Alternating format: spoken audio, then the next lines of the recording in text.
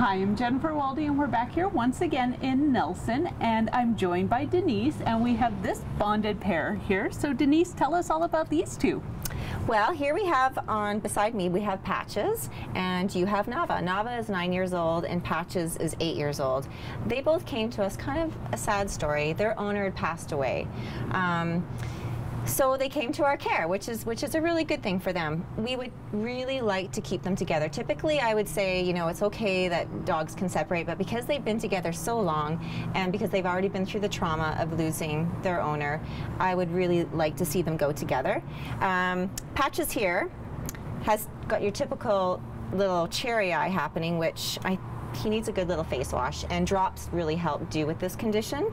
There also is a surgery available, but they love to be together. They love going on walks. They're quiet. They're house trained. They just need to go to a nice kind of quiet retirement home where they can get lots of love and cuddles. As you can see, they really enjoy this. So with these two best friends, it's an important reminder about animals and the summer temperatures. So maybe let's start off by talking about dogs in cars.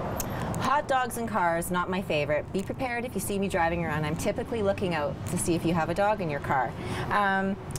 You can imagine wearing a fur jacket and sitting in a car where the window is cranked this much. With these extremely high temperatures we're having in Nelson, it gets very uncomfortable and very deadly in a very short amount of time. So leave your dogs at home is my first word of advice. And dogs love the lake this time of year. Go down to the dog park. They love to swim. It takes their body temperature down quite a bit, just like us jumping in the lake. That's also a great idea. Wetting a bandana if you're at home, because homes this time of year are really warm also. Just keeping a damp bandana around their neck. I sometimes put ice cubes in my dog's water to let them melt so she gets nice icy cold water. Yeah, just keeping them cool, and especially if they have a big fur coat on them. That's really important. So what should people do if they see a dog or an animal in a locked vehicle? Right. The best thing to do is to call the Nelson City Police or the bylaw officers. They will dispatch you through, or call us here at the SPCA. That's probably your best bet. Well, thanks, Denise. And that's it for us here in Nelson, and now we'll head over to Blaine Evans in Cranbrook.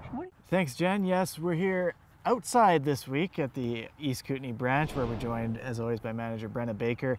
And this week you may notice I'm sitting on this side of Brenna. That is because we've got Kobe here, who is still a pup and a little bit shy and still taking a little bit of time to warm up to me, although she has started warming up to me, hasn't she? Yeah, she's a great dog. She's a little blue heeler. She's almost a year old, but she does need some serious socialization. She needs to go to a home without small children, and someone who has lots of time and lots of room for her. This breed, also the blue heeler, they're working dogs, so if there's someone out there with a ranch or a farm or an acreage, she does need a job. She's a great little girl though, and looking for that forever home. All right, so a very specific home that we're looking for this time for Kobe.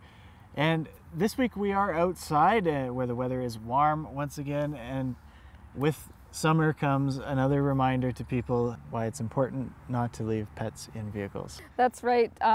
It is really hot out, so even if it's 20 degrees out, it can be 40 to 50 degrees in a vehicle. They do pant, but when they're in a hot vehicle like that, it can do more damage. They can be in critical distress within 10 minutes of being in a hot car. So it's really important when it's like this, please leave your pets at home or visit businesses in town that let you take your pets into the store. What should people do if they come across a situation? You can either call the SPCA, the RCMP, or the city bylaw, and we will attend to the call to make sure that things are looked after. All right, well, thanks so much for joining us once again on Adopt a Pet. Thank you.